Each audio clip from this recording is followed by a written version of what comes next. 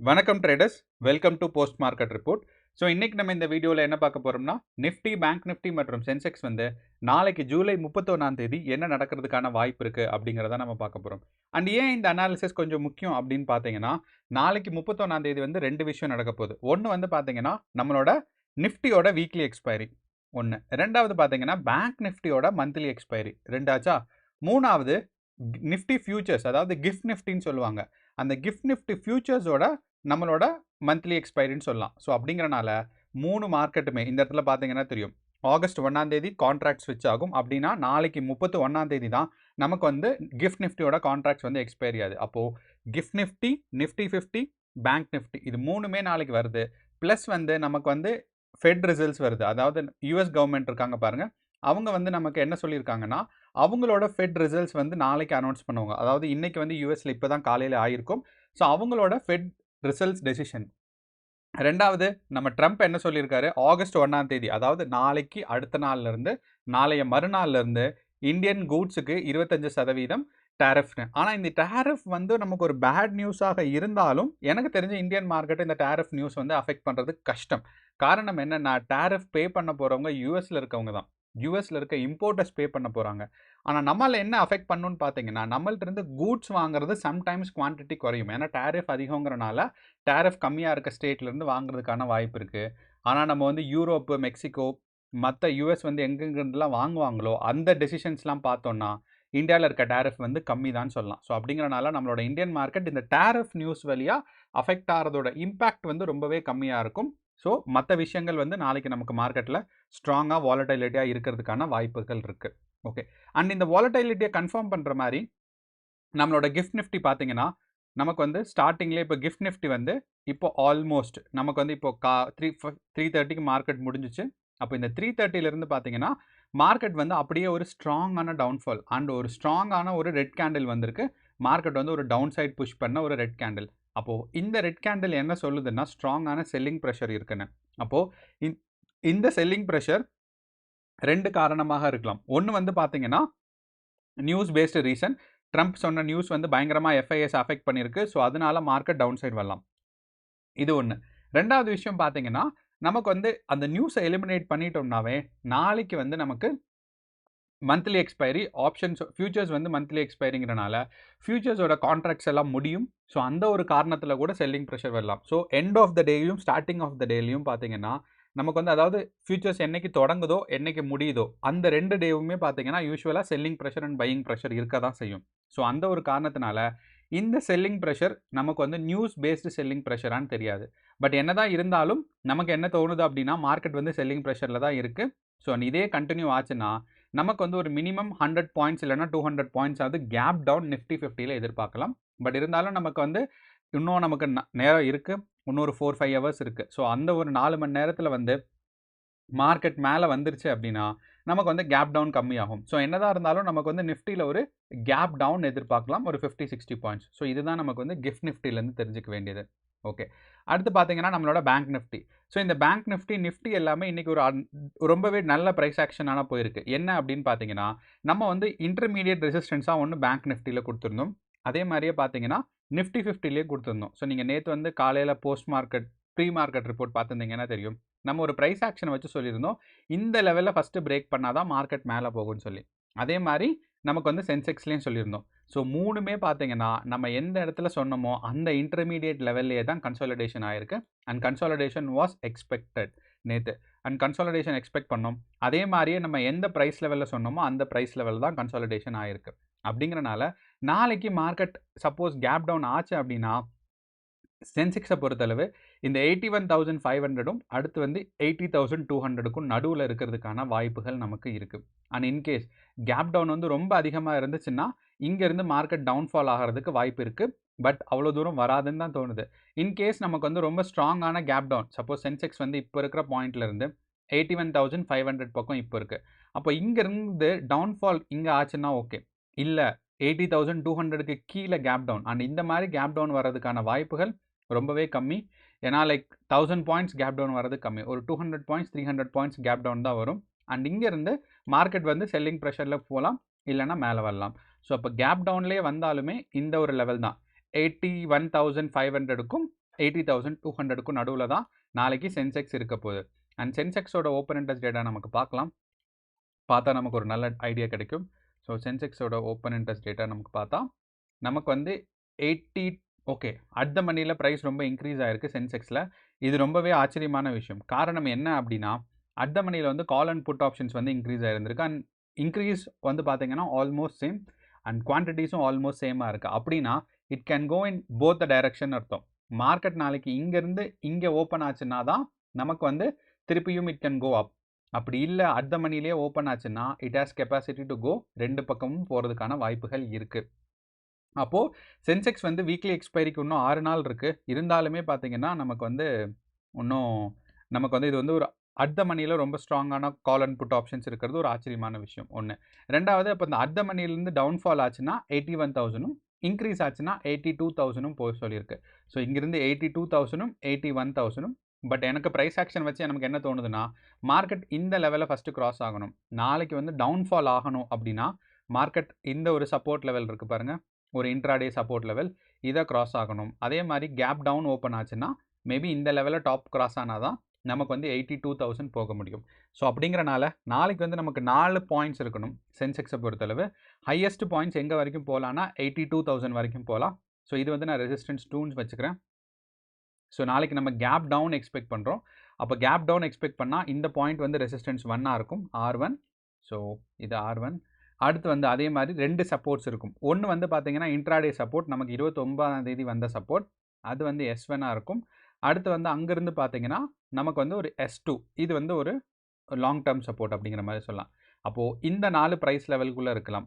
So first வந்து இந்த 2 லெவலில் க்ராஸ் பண்ணணும். அப்போ தான் மேலே போகுதா கீழே வருதாங்கிறது தெரியும். ஸோ நாளைக்கு வந்து சென்செக்ஸில் வாலடைலிட்டி கம்பேரிட்டிவ்லி கம்மியாக இருக்கும், நிஃப்டி அண்ட் பேங்க் நிஃப்டியில் அதிகமாக இருக்கும். ஓகே, அடுத்து வந்து நம்ம நிஃப்டி அண்ட் பேங்க் நிஃப்டி எந்தெந்த ப்ரைஸ் லெவல்ஸ்க்கு போகலான்னு பார்க்கலாம்.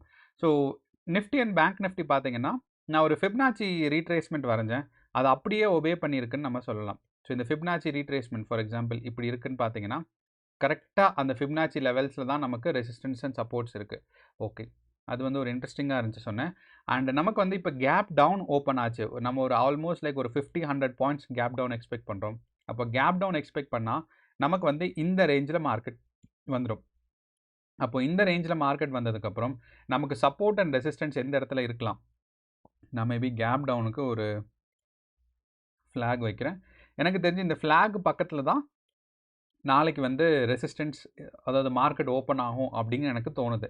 அண்ட் மேபி தப்பாக இருக்கலாம், நான் வந்து எனக்கு ஒரு இன்ட்யூஷன், அதனால் நான் சொல்கிறேன் எனக்கு தோன்றது. அப்போ இங்கேருந்து நமக்கு மார்க்கெட் ஓப்பன் ஆச்சுன்னா ஃபஸ்ட்டு ரெசிஸ்டன்ஸ்னு பார்த்தீங்கன்னா 24,800, அங்கேருந்து போச்சுன்னா 24,000, ஆல்மோஸ்ட் லைக் 880 இருக்குது. ஸோ அப்போ நம்ம இந்த லெவலில் தான், இந்த 2 லெவலை வந்து நம்ம வந்து ஒரு ரெசிஸ்டன்ட் ஜோனாக வச்சுக்கணும்.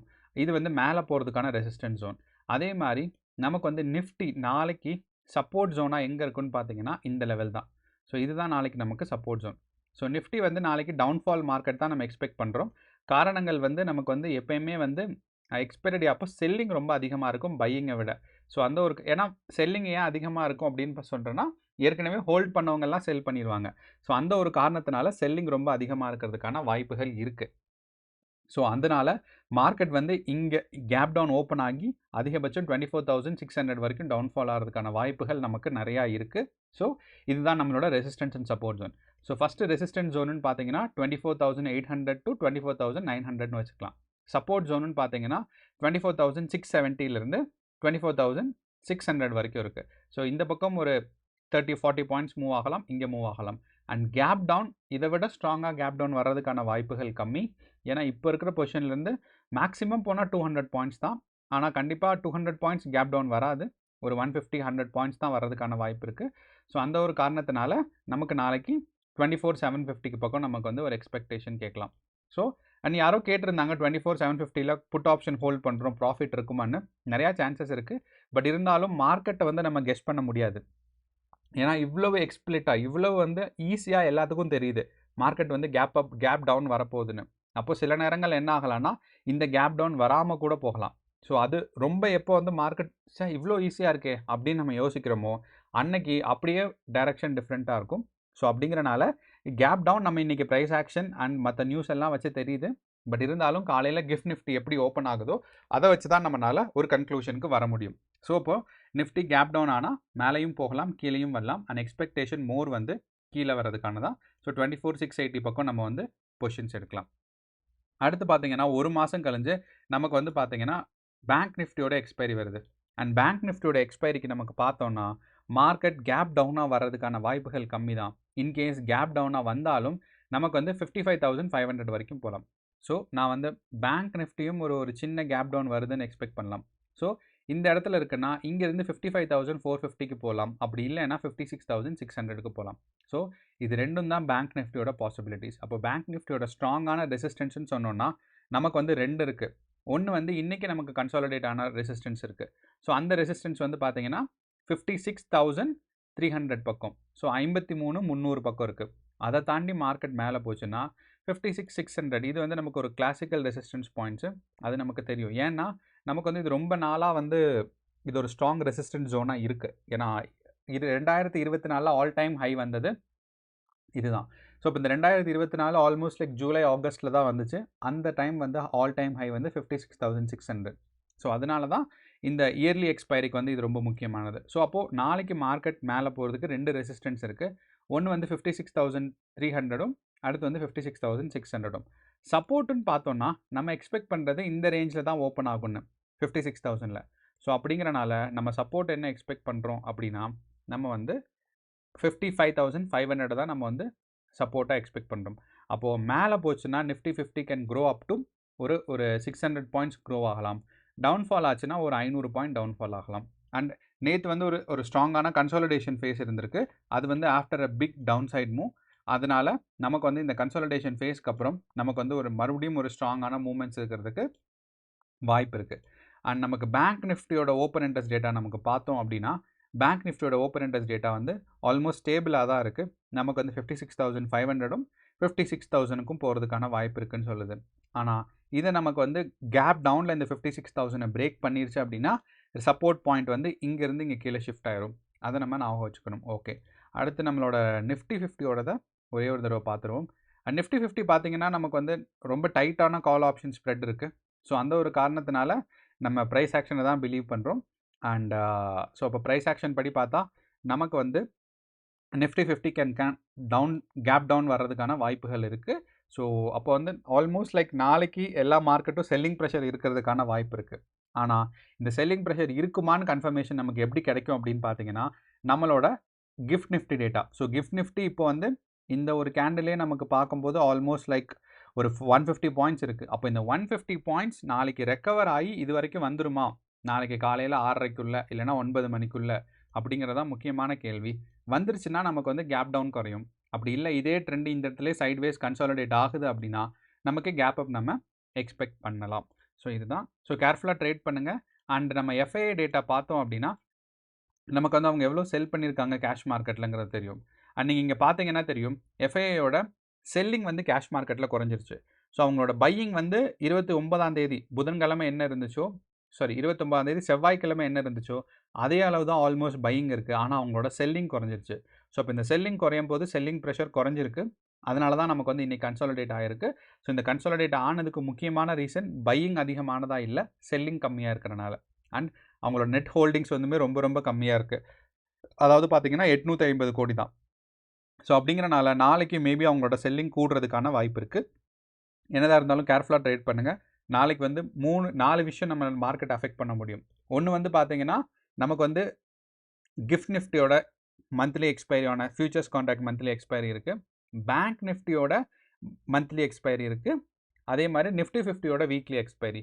இதை தாண்டி நமக்கு வந்து ஸ்டாக் மார்க்கெட் ரிசல்ட்ஸும் அடுத்து வந்து நம்மளோட ட்ரம்ப் இருக்கார் பார்த்தீங்களா, அவங்களும் நமக்கு வந்து US fed results, Trump results, அது மட்டும் இல்லாமல் நமக்கு வந்து நிறையா ஸ்டாக் மார்க்கெட் ரிசல்ட்ஸும் வரப்போகுது. ஸோ இப்போ இதெல்லாம் சேர்த்து நமக்கு வைக்கும்போது தான் நாளையோட மார்க்கெட் வந்து ஹை வாலட்டிலிட்டி மார்க்கெட்டாக எக்ஸ்பெக்ட் பண்ணலாம். ஸோ இன்றைக்கி நமக்கு ஆல்மோஸ்ட் லைக் இம்பார்ட்டண்ட்டாக இருக்க இந்திரபிரகாஷ் கேஸ் வந்து பார்த்தீங்கன்னா நெகட்டிவில் தான் அவங்களோட ஸ்டாக் ரிசல்ட்ஸ் இருந்திருக்கு. ஐஏஎஃப்எல்லும் நெகட்டிவில் தான் இருந்திருக்கு. பஞ்சாப் நேஷனல் பேங்க்கும் நெகட்டிவில் தான் இருந்திருக்கு. ஸோ விச் எல்லாமே பாயிண்ட் பண்ணுறது என்னென்னா டாடா ஸ்டீல்ஸும் நமக்கு வந்து இன்றைக்கி ஸ்டாக் ரிசல்ட்ஸ் வந்தது நெகட்டிவில் தான் இருக்குது. ஸோ அப்படிங்கிறனால நாளைக்கு ஒரு கேப் டவுன் நம்ம எக்ஸ்பெக்ட் பண்ணலாம். ப்ரொவைடட் சோழமண்டலம் ஃபைனான்ஸு, மாருதி இவங்க எல்லாம் நம்ம மார்க்கெட்டை தூக்கி விட்டால் தான் மேலே போகும். அண்ட் நாளைக்குமே பார்த்தீங்கன்னா தேர்ஸ்டே இம்பார்ட்டண்ட்டான ஸ்டாக் ரிசல்ட்ஸ் எல்லாம் வரப்போகுது எல்லா கம்பெனிஸுமே.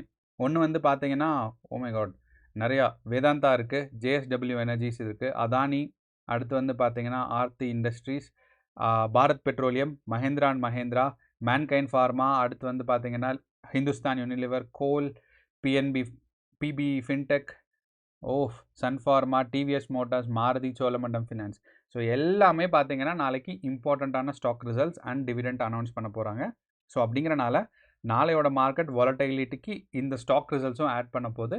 ஸோ இந்த வாரத்தை நம்ம எப்படியாவது லாஸ்ட்லேருந்து தப்பிச்சிட்டாவே நமக்கு வந்து ஒரு நல்ல விஷயம் தான் சொல்லலாம். ஸோ ஆல் தி பெஸ்ட், கேர்ஃபுல்லாக ட்ரேட் பண்ணுங்கள். நன்றி, வணக்கம்.